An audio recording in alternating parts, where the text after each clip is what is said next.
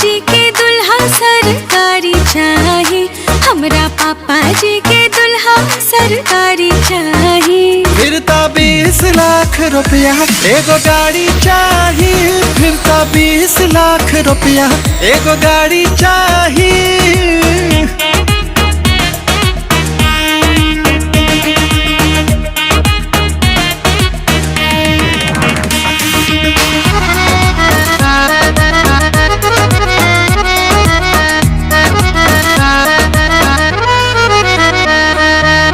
हमरो मम्मी पढ़ौले बाड़ी सिटी में, बहुते पैसा लागल बा यूनिवर्सिटी में।